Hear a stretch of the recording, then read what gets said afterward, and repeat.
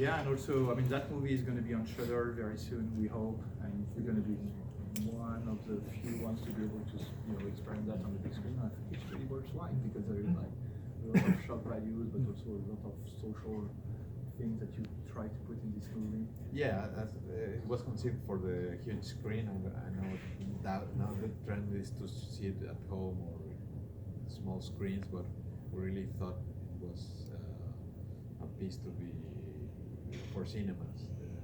So we're happy you saw that. Yeah, last time we discussed, you said that was kind of your first immersion in horror movies, which is, when you see a piece like this, which is very, very shocking and understanding of the codes. Yeah, I have like 3 previous films, and the first 2 ones are horror comedies. One is about a magician and a cursed guillotine on Mexico City, and the second one is a Christmas movie between exorcists and who fight policemen, which is a sort of a classic in Mexico, based on the new version of the Nativity play. It's a very crazy film. Both are. But this is my first attempt on straight horror. Excuse my thing, guys. No. Excuse my English, and I have a cold. And also your kind of thing. Yeah. Do you want? Shall we open the? Did you like the movie, guys? Yeah. Yes. Do you have anything you want to ask to Emilio? Yeah, go for it.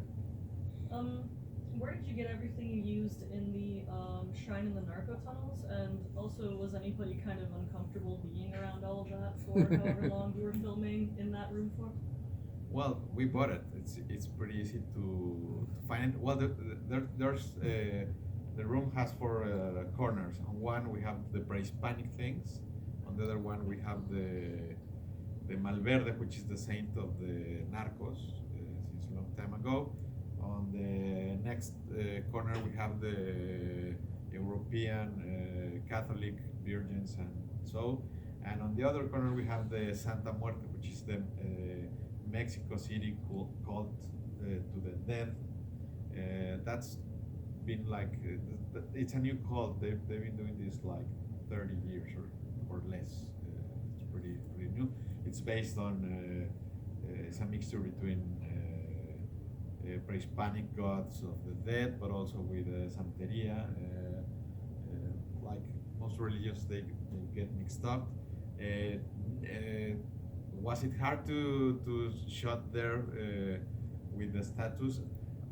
Yes and no, but not because of the status, but when you spend a lot of time in such a, the set was half of this room, and when you spend and sound stages are always very dark, so when you spend more than 3 weeks there, we shot like 4, you begin to have a cabin fever. So and it was a dusty, very dusty set. The air was very thick. It was and almost everything involved a special effect. So it was slow to set up everything. So it was a pretty harsh shooting inside that room. We spent like two weeks or so. Yeah, speaking about production, I mean, we talked a little bit before, like at the first screen about that, like how that script evolved from the original thing where we're trying to bring more social involvement and how you bring it to the border and all those things that you are trying to bring on the top of, like the possession type movies. Yeah, the original screenplay was not based on the Mexican frontier with the USA, but when I read the script and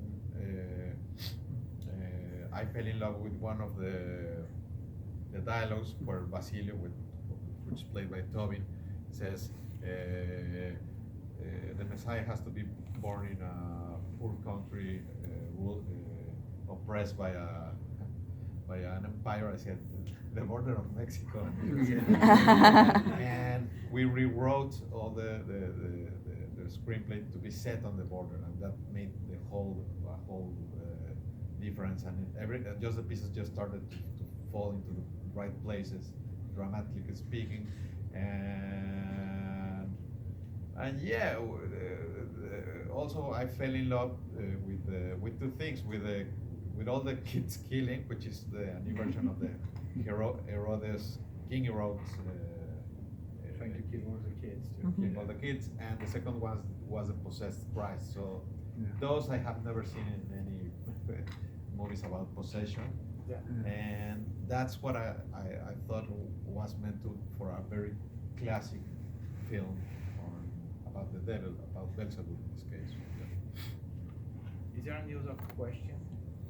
No, sorry. Oh, yeah, go for it. With the bus at the end blown up, and then I just saw that little bit with the plant. Like, is there a possibility of a sequel? Because it seems like maybe there's still going to be a bunch of like, I don't know. I mean, I thought this was the end, but then when I saw the bus blown up, I mean, that doesn't normally happen. So. If you have a check, we're Right. Luis Carlos, Did you like it? I did, like, yeah. if you have a huge check, Luis Carlos and I were working on a prequel. Okay. Yeah. Good to know. Yeah. Back there. No? Yeah. So, did you think of the massacres, the events that took place in your movie? Were they related to what's going on, like in mass shootings and stuff?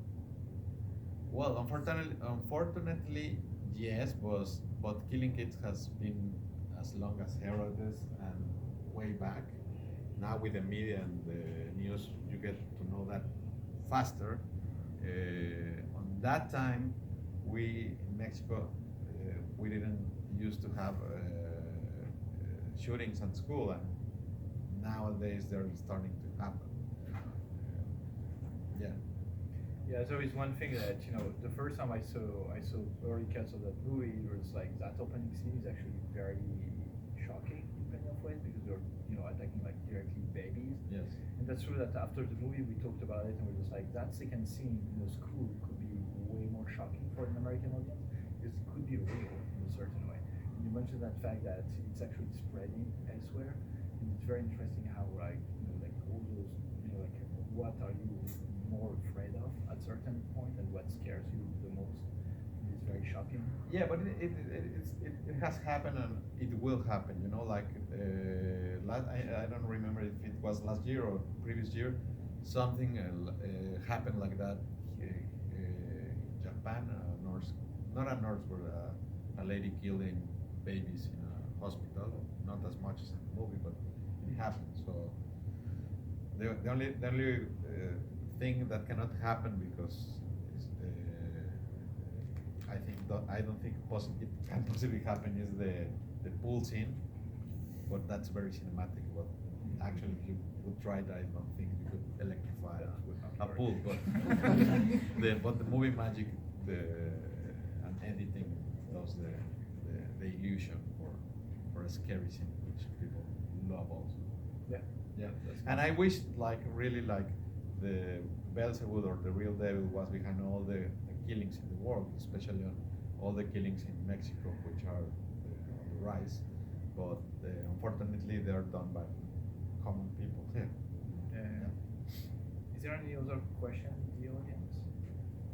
So, why did you pick the name Isa and not Jesus or Jesus? Because it's as in the as they say in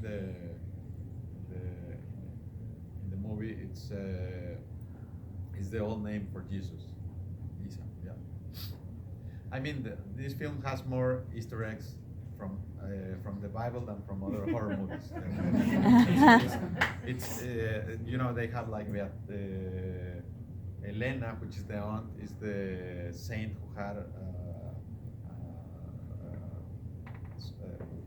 as a son one of the was one of the apostles, but she had it when she was too old, and that's also you have Herodes, and it's full of biblical stuff all over the film. Yeah. With the exception of the male who did the bombing, you said that the people who committed the mass killings were common people.